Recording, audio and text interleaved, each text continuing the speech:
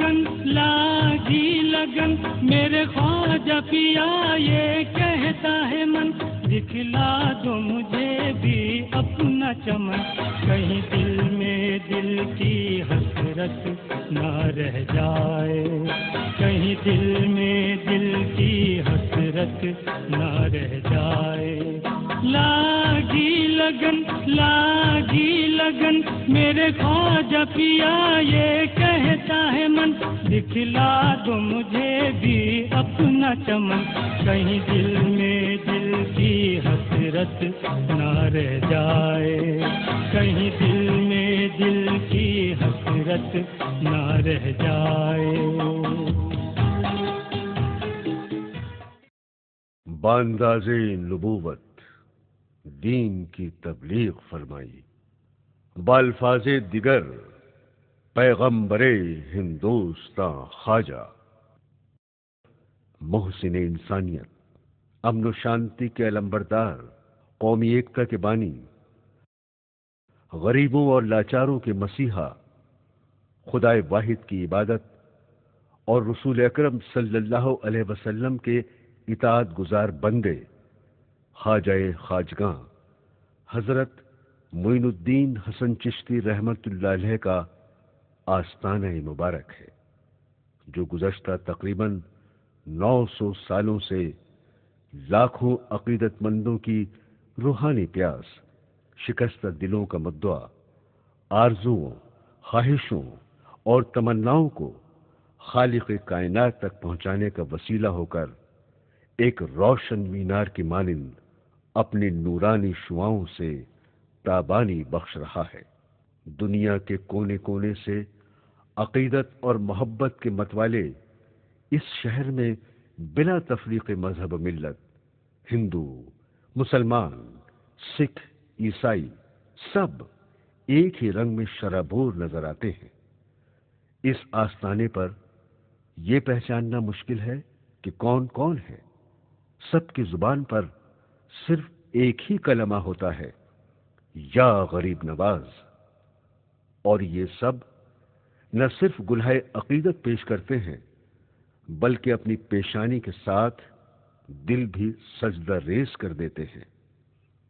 दरबार ख्वाजा पर देखने वालों को कौमी एकता का एक मिसाली मरकज नजर आता है और जुबान पर यह शेर बेसाख्ता आ जाता है, दयारे हिंद में अजमेर ही एक ऐसा मुकाम जहां पे मिलते हैं दैरो हरम गरीब नवाज।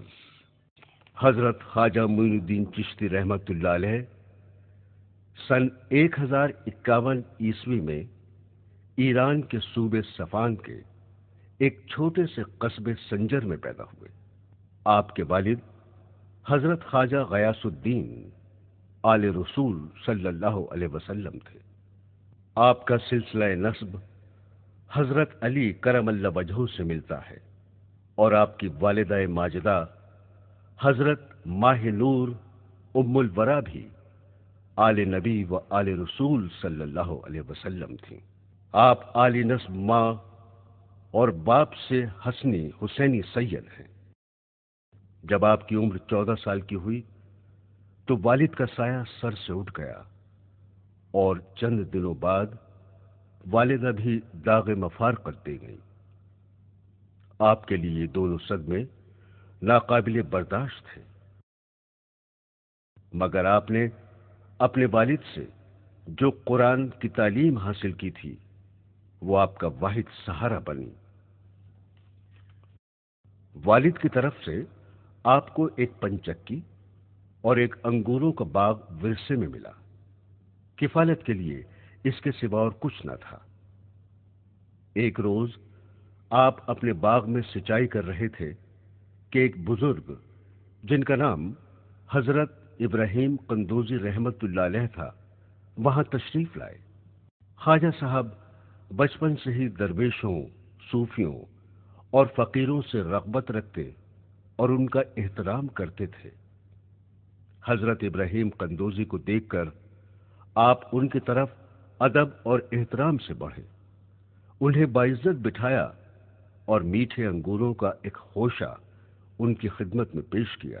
حضرت قندوزی کو آپ کی ادا بے حد پسند آئی اور انہوں نے چند روٹی کے ٹکڑے نکال کر اپنے منہ میں چبائے، پھر ان ٹکڑوں کو منہ سے نکال کر خواجہ صاحب کی طرف بڑھا کر کہا کہ انہیں کھا لو۔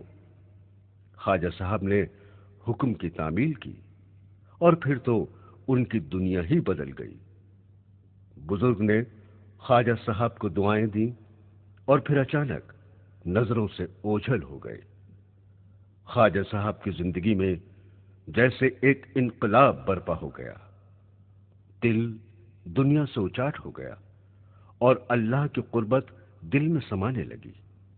آپ بے چین ہو اٹھے، پنچکی اور انگوروں کے باغ کو آپ نے فروخت کر دیا، تمام پیسہ غریبوں اور مسکینوں میں تقسیم کر دیا اور تنہے تنہا اپنے وطن عزیز سے تلاش حق میں نکل پڑے۔ جب آپ کی عمر 20 سال ہوئی تو آپ خراساں کے ایک دینی مدرسے میں داخل ہو گئے اور وہیں رہ کر دین کی مکمل تعلیم حاصل کی۔ مدرسے سے نکلنے کے بعد آپ کسی پیر کامل کی تلاش میں پھر نکل پڑے جو اللہ سے قریب ہونے کا صحیح راستہ بتا سکے اور جو کہ صرف روحانی تعلیم سے ہی حاصل ہو سکتا تھا۔ چنانچہ ایک دن آپ سمرقند سے رخصت ہوئے اور اللہ کا نام لے کر مغرب کی جانب روانہ ہو گئے۔ مغرب کی زمین بڑے بڑے عارفان حق کے مزارات سے بھری پڑی تھی اور بڑے بڑے بزرگ اس سرزمین پر موجود تھے جہاں قدم قدم پر فیض کا دریا جاری تھا، مگر اس تمام سفر میں کوئی بزرگ کامل آپ کو نہ ملا اور آپ برابر چلتے رہے جیسے کوئی باطنی کشش اپنی طرف کھینچے لیے جا رہی ہو۔ ابھی نشاپور سے کچھ ہی دور بڑھے تھے کہ قصبہ ہارون کی طرف رخ ہوا۔ یہاں حضرت خواجہ عثمان ہارونی رحمت اللہ علیہ کی خانقاہ تھی۔ یہ وہ روحانی سمندر تھا جہاں لوگ اپنی اپنی روحانی پیاس بجھا رہے تھے۔ جب آپ خانقاہ میں داخل ہوئے تو آپ نے فوراً سمجھ لیا کہ یہی وہ منزل ہے جس کی انہیں ایک مدت سے تلاش تھی۔ جب پیر و مرشد کی نگاہ خواجہ صاحب پر پڑی تو انہوں نے بھی سمجھ لیا کہ یہی وہ شہباز ہے جو میری امیدوں کو پورا کرنے والا ہے۔ دونوں نے ایک دوسرے کو دیکھا، طالب کو مطلوب مل گیا اور آپ حضرت عثمان ہارونی رحمت اللہ علیہ کے مرید ہو گئے۔ حضرت خواجہ عثمان ہارونی نے بھی نہایت لطف و کرم سے اپنی آغوش شفقت میں لے لیا، کمال محبت اور شوق سے آپ کی حاضری اور خلوص کو قبول فرمایا، آپ کی مریدی اور بیعت کو قابل فخر سمجھا۔